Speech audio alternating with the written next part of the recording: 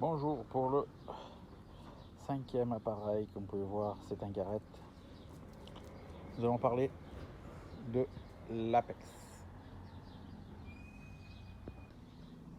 Alors pour l'Apex, c'est un appareil qu'on appellera multiflex, parce qu'il l'appelle multiflex, mais en gros c'est un multifréquence comme un autre appareil qu'on parlera plus tard dans une autre vidéo. Donc cet appareil a un disque qu'on appelle le disque Viper.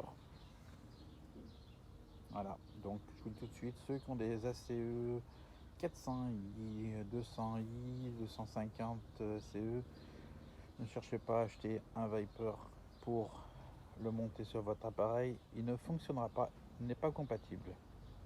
Sauf si vous êtes un pro de l'électronique et vous arrivez à faire une dérive de la chose, mais comme il est, il ne se montera pas. Il a un poids de 1 kg.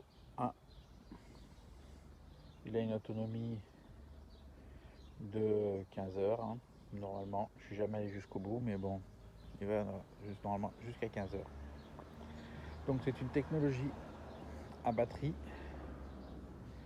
Il a donc ici derrière son haut-parleur. Ici vous avez une prise pour un casque, petite jack. Et dessous ici la prise pour le recharger. Alors petit inconvénient, il est pas facile d'avoir la prise d'accès. Faut y aller délicatement. Autre point faible de chez Garrett, c'est qu'ils sont restés avec des repose-bras super rigides.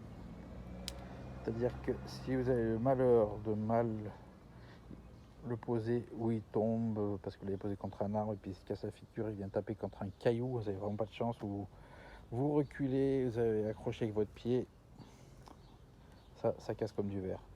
Voilà. Donc on va l'allumer.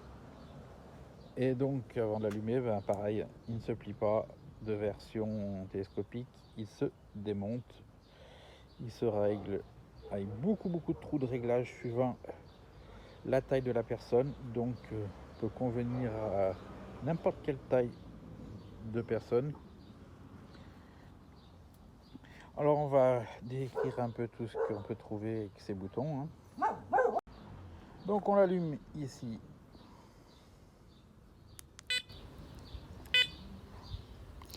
Donc là il est en version coins. Si vous restez appuyé, il doit appuyer une fois.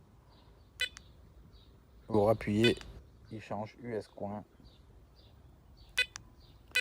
joaillerie, relique, custom, 0, c'est-à-dire vous êtes en tout métaux. Et vous revenez après à coin. On va se mettre en joaillerie, mais bon, ça ne changera pas grand-chose. Voilà, on voit que lorsqu'on fait défiler, les segments, plus ou moins, suivant les programmes, disparaissent ou réapparaissent. Voilà. Après, ici, vous avez la jauge de batterie, la jauge de profondeur de la cible. Ici, la sensibilité. Alors, si vous faites comme ça change pas grand chose. Pour pouvoir régler, il faut aller ici sur ce bouton. Vous allez avoir, vous voyez, un menu. Donc ici, sensibilité pour régler la sensibilité. Voilà. On monte ou on descend. On rappuie le volume que vous avez dans les oreilles.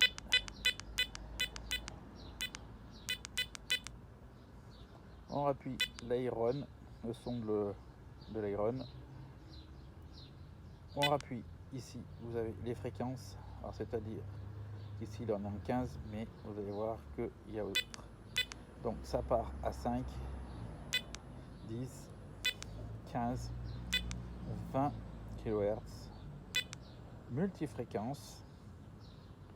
Donc on va dire multiflex parce que ça fait MF de multiflex.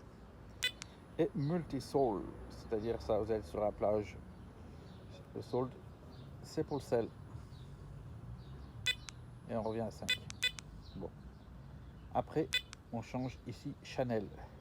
Donc, qui dit Channel dit en fin de compte, si vous êtes avec plusieurs détecteurs dont vous êtes sur le même kilohertz, par cavage, voilà, interférence, je vous dis pas que ça va tout enlever, mais vous avez peut-être une chance de pouvoir...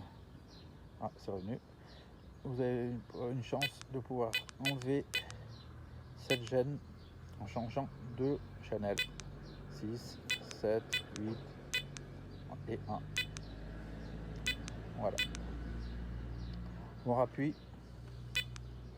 Ici, on a la lumière. Alors, la lumière, mais pour le rétroéclairage de l'écran. Il suffit d'appuyer sur plus. Alors, je suis allé pas assez vite. Et ça vous éclaire l'écran. Là, vous ne le verrez pas. Mais on voit que là, c'est fixe. Donc, c'est enclenché. Si vous ne voulez pas, vous revenez en arrière. Tac, tac. Il clignote. Et dernière, c'est l'appairage du casque. Donc, vous êtes sur n'importe quel programme. Et puis, vous voulez quand même entendre les ferreux.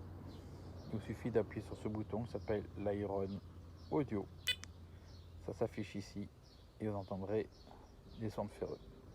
Vous ne voulez pas vous appuyer. Ici, vous avez le Pin Panther. Voilà. Alors, je vous fais écouter un peu le son qu'il fait, même si vous l'avez entendu un peu râler là.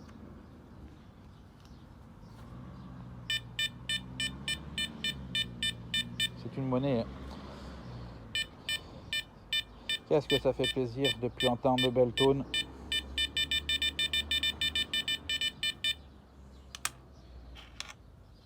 Hein, ferreux. Voilà, il fait un coup, il coupe. On sait qu'on est sur un ferreux. La grosse masse, ben, il va normalement la prendre. Hein.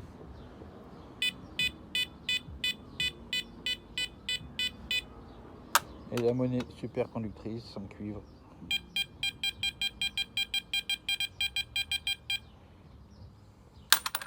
Voilà, donc cet appareil, donc je disais, peut être branché en casque filaire. Vous pouvez l'acheter sans casque, c'est-à-dire qu'il est vendu nu, sans aucun casque, ni filaire, ni sans fil. Mais il existe aussi avec un casque sans fil, un casque système Link, Z-Link. Donc, savoir que ce casque ne sera compatible qu'avec le système Z-Link. Vous ne pouvez pas l'utiliser après avec votre portable téléphone, il ne va pas être reconnu. C'est un appareil qui est vendu sans casque aux alentours de 520 euros, là 519 je crois par là, et 599 avec le casque sans fil. Il faut savoir que ce détecteur, comme beaucoup de détecteurs de maintenant, sont en fait évolutifs. C'est-à-dire que vous pouvez les mettre à jour quand donc le constructeur décide de créer une nouvelle mise à jour. Vous n'êtes pas bloqué sur un appareil qui sera toujours identique. Je ne parlerai pas des autres appareils, ça ne sert à rien. On est sur l'Apex, mais il faut savoir que beaucoup d'appareils maintenant, tous ceux qui sortent, ont des mises à jour. Pas obligé de les mettre, hein. Des fois c'est une erreur. Je pense que je tout dit sur cet appareil, du moins je pense. Une grippe confortable. C'est un appareil donc qui vaut le coup d'investir dedans. Il va à la plage, il va sur le sable mouillé, mais il n'est pas IP68, il est IP je sais plus quoi, et en fin de compte il est étanche, mais que si vous avez une petite pluie qui tombe dessus, l'eau ne rentrera pas par les boutons, les machins, mais il ne faut pas essayer de plonger le boîtier dans l'eau, comme vous le ferez avec une autre machine qui est faite pour. Sinon, vous allez le tuer. Donc, évitez. Moi, en général, je vous préconise, même si c'est étanche à la pluie, d'y adapter dessus une protection pluie si vous voulez détecter par mauvais temps. Moi, de toute façon, mauvais temps, je ne sors pas. Sur ce, je vous dis à plus pour la prochaine vidéo. Allez, ciao!